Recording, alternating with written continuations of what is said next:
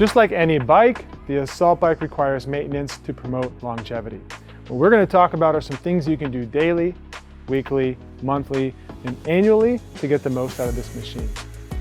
Daily, we just really want you to focus on wiping down the bike, and with emphasis on wiping down the drivetrain, the seat post, the console, and the handlebars at the end of the day after all your athletes have used it. We want to make sure we're getting the sweat off the bike after a full day of use, because sweat can be corrosive and promote rusting on the bike, so that daily wipe down will help you protect the bike as much as possible. Weekly, we'd like you to perform a pedal test, which is essentially just jumping on the bike and pedaling pretty moderately, and just making sure that the console is picking up RPMs correctly, and that there aren't any weird sounds or any weird feelings as you're pedaling on the bike. We also want you to check tightness in some areas.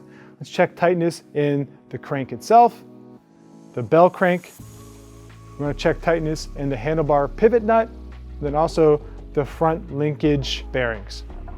Make sure that those are tightened correctly. There isn't any unnecessary movement in those areas.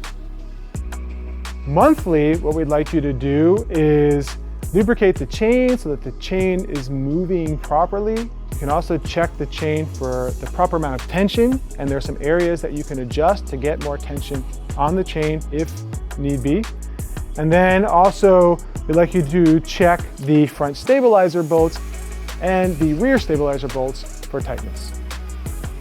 Annually, it's a good idea to make sure that the seat's still on nice and tight and there isn't any unnecessary side-to-side movement that's taking place. And it's also a good idea to change the batteries in the console. And that is your maintenance on the Assault bike.